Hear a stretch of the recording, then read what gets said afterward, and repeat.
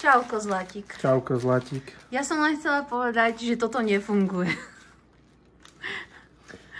Ako je to možné? Neviem, ako je to možné, že... Máte iné tie výlučky ako my? Že tvoje pazušence sú za každým voňavé a suché. A moje akože v podstate trošku voňavé. Nie sú vždy suché. Ale tak, ty to máš takú kvapočku a ja to mám, keby som sa v tom kúpala. Veď keď ideme v 48 stupňoch v aute, tak som mokrý jak myš, aj pod pazuškou. No neviem.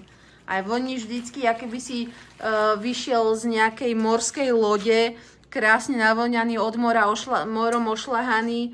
Však jak sa volá ten white water, nie? Však to je taká morská vôňa. Nie, ja používam kapitána. Či kapitána. No však je kapitán, keby vyšiel z lode, tak voníš, hej.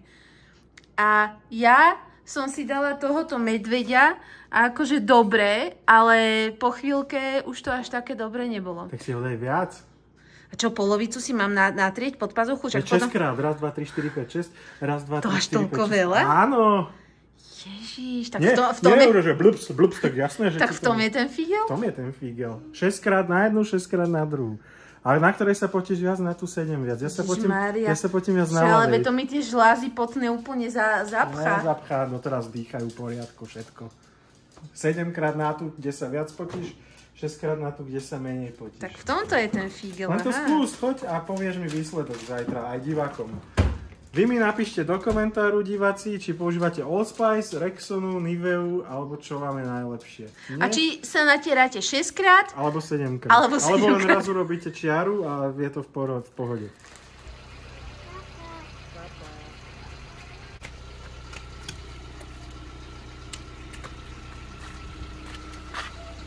Čaute. Ahoj. Držte sa. Aj ty. Aj vy, priatelia, sa držte, keď máte nočnú. Alebo dennú, alebo poobednú, alebo rannú. Ahoj. Čau. Priatelia, už sme vám spomínali, že nám tu začali stavať nový dom pred našim domom. Aj som vám ukazovala v ten deň, keď to brúsili, tu také drevo na tie krovy a tak, že vlastne sme mali celý pozemok úplne zasvienený od pilín a hlavne kamene. Takže sa to ideme snažiť teraz, áno, pozametať so stelkou. Neviem, ako to dopadne, lebo je tam toho tona a mám z toho už teraz obavu. Napríklad tu pred domom máme tieto kamene a pozrite, aké sú zaprasené.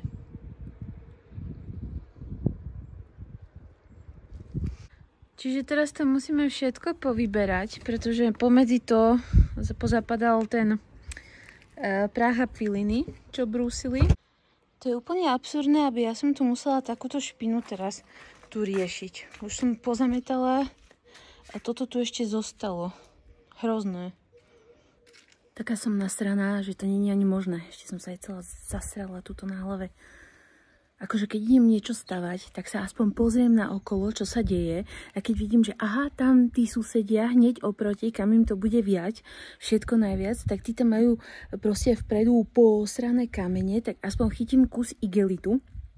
Keď už neviem zaklopať na dvere a povedať, dobrý, mohli by ste si to niečím zakryť, aby sme vám to nezasrali, keď tu budeme piliť drevo a robiť proste s tým bielým, čo z toho odlietavajú také tie malé ďubky. S tým, čo sa zatepluje. A keď už nezaklopem, alebo nie sú doma, tak chytím ten posraný igelit a položím to na to, zaťažím to kamením, aby aspoň im to tam proste nenafúkalo tony, aby oni to potom nemuseli pracne z toho vyberať niekoľko hodín. Nie, čo by som to robil? Však ja som král, ja nemusím nič. Akože sebeckosť niektorých ľudí je neuveriteľná. Takto sa tu s tým serieme. Pod tým tóna pilín, čo musím nejako proste povyberať. A musíme aj poumývať tie kamene, pretože tie piliny ich zafarbili na hnedo. Takže sa to snažíme aj nejako umývať, ale len tak narýchlo, lebo vidíte, koľko sme už umýli. A to nie je to ani 1/3 z toho, čo tu máme. Takže som strašne nahnevaná. Ako? Na tom bol mravec. Na tom bol mravec? No dobre. Konečne sme vypratali tie kamene a teraz môžeme ísť dať do poriadku túto spúšť a napadlo ma, že použijeme vysávač.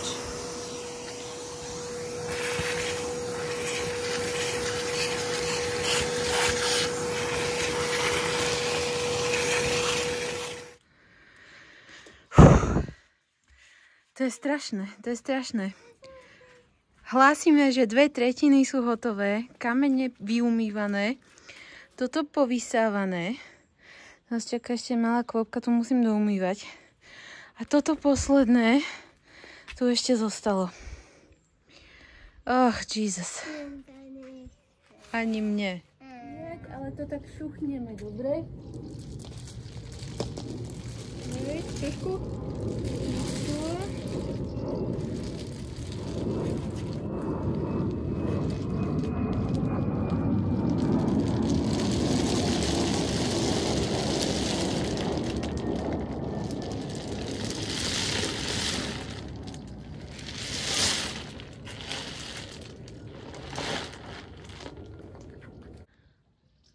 Ešte som ich poriadne nerozťahala, tie kamene, a vidíte, že tam ešte tam to je ešte nepozametané, to ešte musím dokončiť, ale táto strana, čo sme len tak rýchlo premili, je oveľa tmavšia ako táto, ale už to kašľať na to, a napadlo ma, že tu máme ešte túto fóliu na jahody, takže to pôjdem s tým zakryť. Sme totálne so Stolkou unavené. Ono sa to nezdá, ale tie kamene sú hrozne ťažké. A keď sa to snažíte povyberať z toho a ešte to chcete povyberať aj tak, aby tam neboli vlastne tie piliny, tak to ide ťažko. Tú poslednú tretinu už sme naozaj len tak rýchlo premili vo vode a sme to tam nasypali, pretože to sa nedalo. A ja viem, že akože asi dážď by to zmil, tú hnedú farbu, čo tam je, ale z tých pilín, ale vyzerá to škaredo. Aj teraz vám to ešte ukážem na tej poslednej tretine, že zostali také hnusné tie kamene. Nie také, ako boli pekné, biele. A ako teraz sú aj tie 2/3, ktoré sme tak lepšie poumývali. Vyzerá to krajšie proste na pohľad. Nechcem, aby ste to teraz brali, takže tu robím z komara somara, ale mňa proste štve to, že taká zásadná a úplne primitívna vec, ako že zaklopem a poviem dobrý deň, staviame tu oproti, ospravedlňujeme sa za prípadné nečistoty a vidím, že tu máte proste v predzáhradke nejaké kamene a tak nechcete si to zakryť, lebo ideme tu rovno na ceste pred vašim domom píliť drevo a všetky piliny, tona pilín tu bude lietať naokolo, tak proste či si to nechcete nejako zakryť. Príde mi to ako elementárna slušnosť a viacerí, to teraz trepám. Jedna pani mi písala, že s tým sa musím proste zmieriť, že som na dedine, že to k tomu patrí. Jasné, stávanie k tomu patrí, ja to všetko rešpektujem, ale tiež by malo k tomu patriť aj toto, povedať slušne, sa ospravedlniť a upozorniť na to, že bude zvýšená špina. To bolo už takáto, že od pilín, hej, že sú všade to bolo. A vy sa ráno zobudíte a len vybehnete von do obchodu a pozeráte a celý pozemok proste je zapilínený. Tu už vietor veľa pofúkal odtiaľto, ale v tých špárach to zostalo zachytené. Nikto vám nepovie ani slovo. Ja viem, niektorí ľudia sú na to tak nastavení, že sebeckosť a jednoducho dívam sa len sám na seba, ale my to máme tak, že proste sa snažíme, samozrejme ani my nie sme dokonalí, ani sa o to nesnažíme o dokonalosť, ale snažíme sa aspoň v takýchto situáciách nejak slušne zareagovať, lebo proste ako k tomu príde ten druhý človek, ktorý s tým nemá nič spoločné a musí tu proste potom to dávať do poriadku on, aj keď ja som to zašpinil. Ja viem, môžu byť na to rôzne názory od ľudí a asi aj budú, ale my to takto vnímame. Takže tak. A teraz som stretla vlastne ešte aj ich babku a ona hovorí, na to sa pripravte, to tu teraz bude ešte veľký brajgel, lebo ešte tam pôjdu robiť hore dole. A ja hovorím, nech sa páči, nech idú, ale nech láskavo asi to po sebe potom aj pozametajú. Ja som sa rozhodla, že nebudem na nich čakať radšej, lebo by ma porazilo, kebyže teraz tie kamene sú umýté. A on tu zase niečo bude piliť a zase by mi to zasral. Takže tam dám nejaký igelit asi ja. Ale keď tu zase zašpinia ten pozemok celý, tak bude si to on zametať, lebo mňa už to nebaví. A niečo som ešte chcela povedať.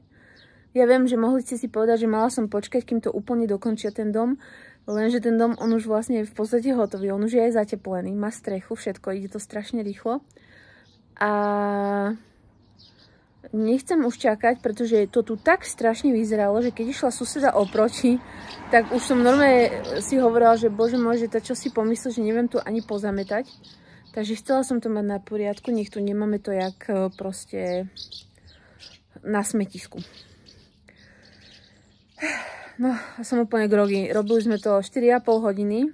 Ono sa to fakt nezdá, ale je to náročné.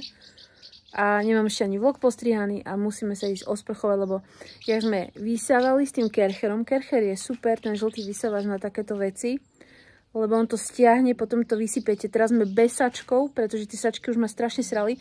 A niekto z vás mi písal, že kašli na to, Adi, že nechaj to bez sačku, potom to len vysypeš do kybla. A je to akože praktické, jednoduché, len ono to strašne práši. Takže ideme rovno do sprchy, umyť si hlavu a všetko, aby sme boli bez nejakých ďobancov a z toho vysávača. No a ešte šťastie, že ma to napadlo s tým vysávačom, lebo s metličkou a s lopatkou by som to tu zametala asi ešte možno aj do polnoci. Čiže toto je jedno šťastie, že ma napadlo, ja to idem povysávať a hotovo.